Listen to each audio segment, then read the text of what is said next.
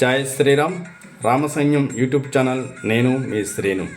వాడపల్లి వెంకటేశ్వర స్వామి యొక్క యాత్ర విశేషాలు తెలుసుకొని మీకు తెలియజేసే ప్రయత్నం చేస్తున్నాం. జై శ్రీరామ్. మా ఛానల్ మొదటిసారిగా చూస్తే సబ్స్క్రైబ్ చేసి లైక్ కొట్టి కామెంట్ పెట్టండి. మీ కామెంట్ సెక్షన్లో జై శ్రీరామ్ అని పెట్టండి. వాడపల్లి కోనసీమ జిల్లాలో ఆత్రేయపురం మండలంలో గోదావరి ఒడ్డున చాలా ప్రశాంతంగా ఉన్న గ్రామం. ప్రత్యేక పుణ్యక్షేత్రము. ఆత్రేయపురం 5 కిలోమీటర్ల దూరంలోను, అలాగే సమీప పట్టణమైన రాజమండ్రికి 25 కిలోమీటర్ల దూరంలో ఈ వాడపల్లి వెంకటేశ్వర స్వామి మహాక్షేత్రం గోదావరి ఒడ్డున ఉన్నది. చాలా చక్కగా ప్రజాదరణ పొందిన వాడపల్లి వెంకటేశ్వర స్వామి దేవాలయం.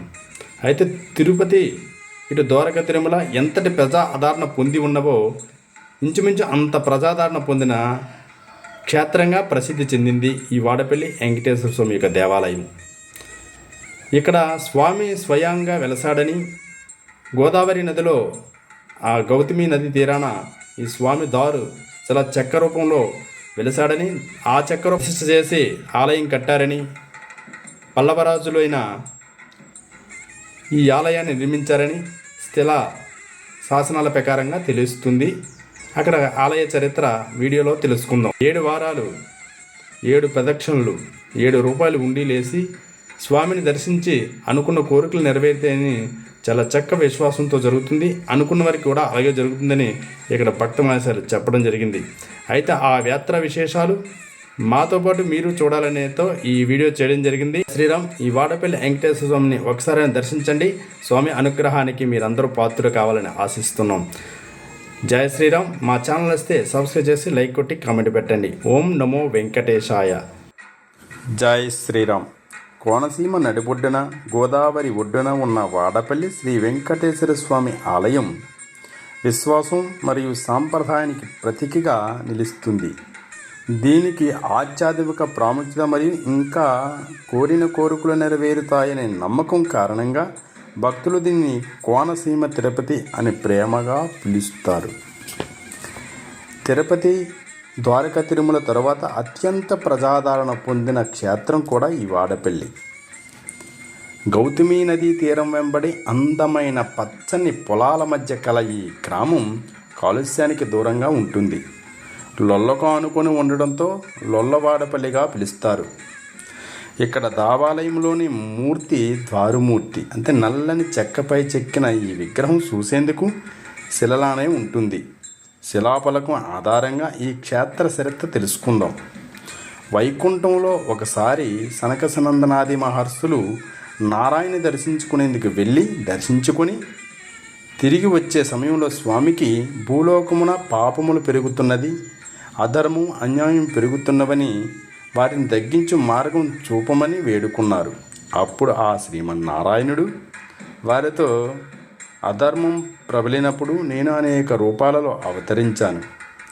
అలానే కలియుగంలో అచ్చా స్వరూపుడునై వెలసి మానవుల యొక్క పాపాలను బాపెదను అని చెప్పి గౌతమి ప్రవాహ మార్గంలో నౌకాపురం అనే ప్రదేశంను వెలియదును.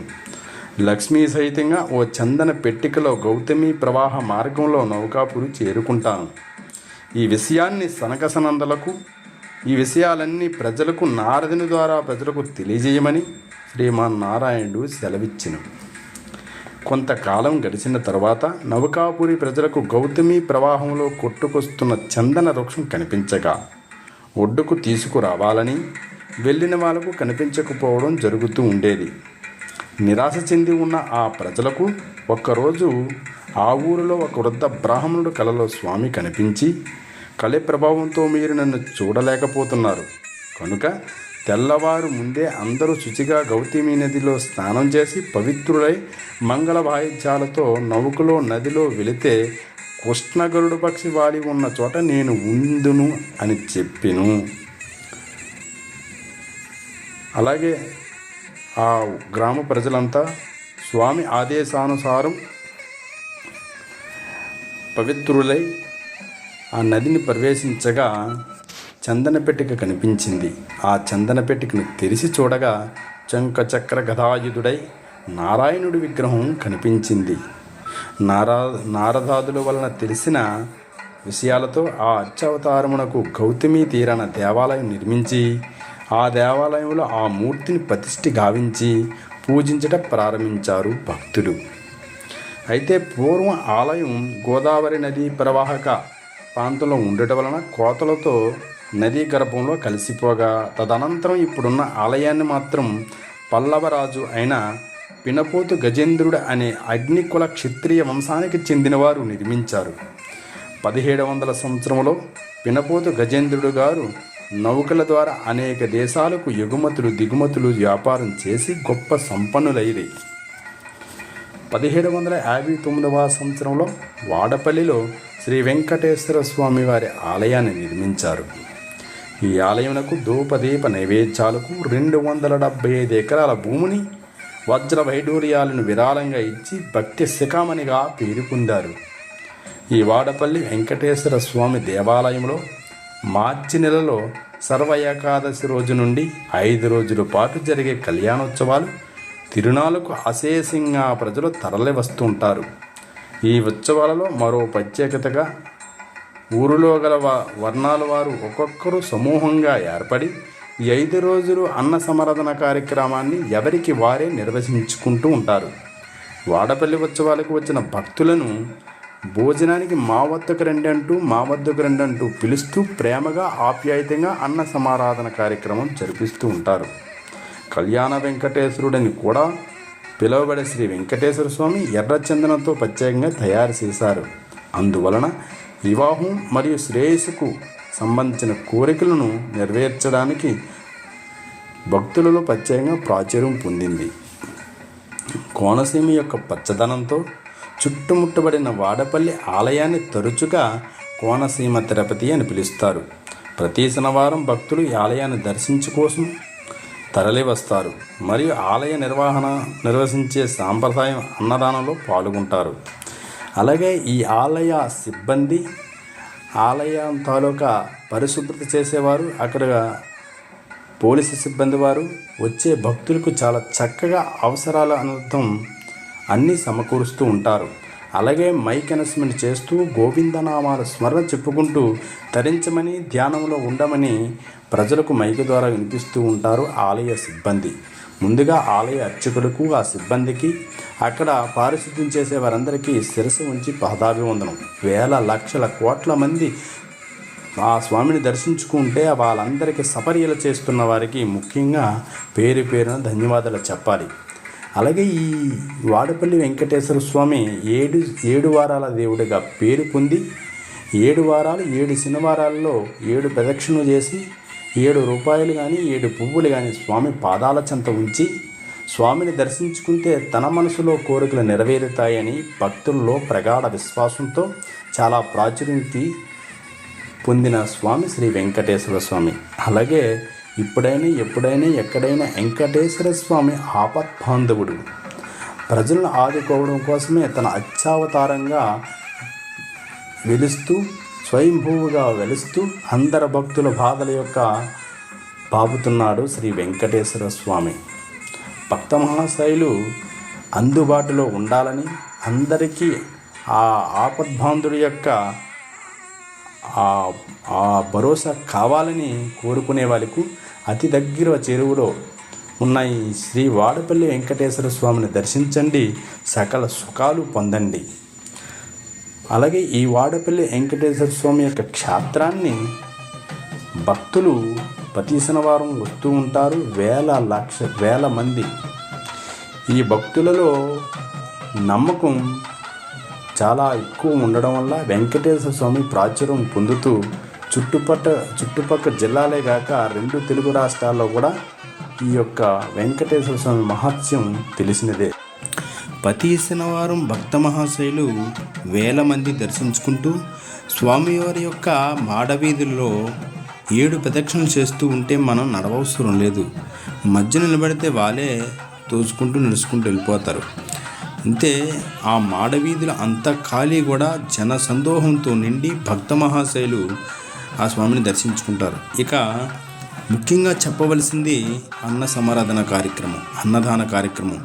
భక్తులు ఇంచుమించు 30-40 వేల మంది ప్రతి వారు ఈ అన్నదానానికి తీసుకుంటారని అక్కడ సిబ్బంది చెప్తున్నారు. చాలా చక్కగా ఈ అన్నదాన కార్యక్రమాన్ని ఆలయ సిబ్బంది నిర్వహిస్తున్నారు. వచ్చిన వారికి చక్కగా అరిటాకు కోసి పళ్ళెంలో పెట్టి ఆ పప్పు కూర సాంబారుతో చక్కగా అన్నాన్ని వడ్డించి ఆప్యాయత అనురాగాలు పంచుతున్నారు ఆ ఆలయ సిబ్బంది.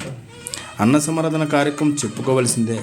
మనందరం చూస్తుండగానే పబ్లిక్గా రైస్ తయారవుతుంది. చాలా ఎటువంటి అశుభ్రత లేకుండా చాలా శుచిగా చాలా అందంగా పాత్రలతో పాటు అక్కడ వడ్డించేవారు కూడా అంత శుచి అయి ఉంటారు. ఇంకా అక్కడ సేవ చేసే మాతృమూర్తులు చాలామందిని చూసాం. అక్కడ ఎరుపు రంగు చీరలు కట్టుకున్న వారందరూ సేవ చేసే కార్యక్రమాలు. అలాగే భక్త మహేశ్వరులు కూడా లైన్లో ఉంటూ గోవిందనామస్మరణ చెప్పుకుంటూ వచ్చి ఆ అన్నప్రసాదాలు తీర్థప్రసాదాలు స్వీకరిస్తూ ఉంటారు. చాలా శుచిగా అందరూ ఆ ప్రసాదాన్ని స్వీకరించి ఆనందామృతాన్ని పొందుతారు.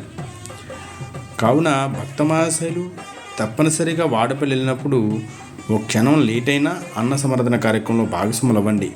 అలాగే అక్కడ కౌంటర్లు ఏర్పాటు చేస్తూ 2-3 కౌంటర్లో అన్నదాన కార్యక్రమానికి విరాళాలు కూడా స్వీకరిస్తూ ఉంటారు.